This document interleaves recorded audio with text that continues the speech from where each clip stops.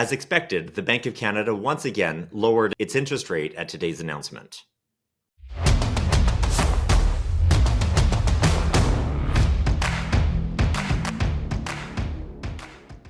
Here we are, September 4th, 2024, and the Bank of Canada has, for the third announcement in a row, lowered its interest rate. The question leading up to today's announcement was whether they would drop by 0.25% or by a full 0.5%. And indeed, what did happen is a 0.25% rate drop.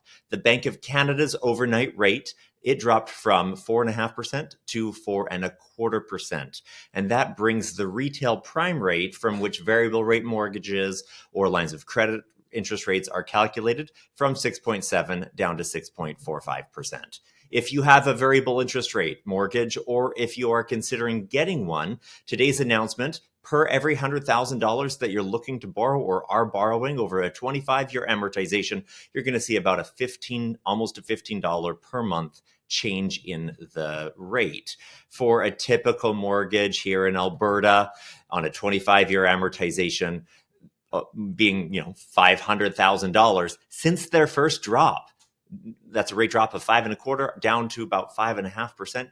We're seeing about $222 per month of payment relief. So any of you who did ride up with variable rate mortgages still have those variable rate mortgages, you're starting to notice a decrease in interest rates. Along with that, we have also been seeing fixed interest rates dropping. However, the fixed interest rate drops tend to occur in anticipation of the Bank of Canada announcements. When interest rates started going up a couple of years ago in 2022, we saw the fixed interest rates increase long before, several months before the Bank of Canada started their interest rate increases. And likewise, we've been seeing the opposite, or that again, with the fixed mortgage rates dropping quite a bit before the Bank of Canada started its drops. And every time the Bank of Canada has dropped, we've been seeing small incremental downward movements also on those fixed interest rates. The Bank of Canada, in its announcement today, they did indicate that the economy grew by 2.1% in the second quarter. However, that was led by government spending. Approximately 80% of the GDP in Canada right now is from government spending. That's too much. It should be more from private sector and business development, although that, of course, is the second leading cause. Now, preliminary indicators, according to the Bank of Canada, do suggest that economic activity was soft through the summer months, July and June and July, and August, and that the labor market is continuing to slow, which leads us to why the Bank of Canada has lowered its rate. Of course, we do know that inflation is close to where it needs to be, and that certainly helps, because the primary reason for raising rates in the first place was to combat that inflation and try to restore price stability for us as Canadians. But, we talk about the big R word. We don't like to say recession, and Canada is not in a recession. I don't believe any province in Canada is actually in a recession right now. But if we take a look at the GDP, that's the primary measure to determine whether or not a recession or growth is happening, a recession being 2 consecutive quarters of negative growth, our growth is above zero. It's at 2.1%, just like the bank said.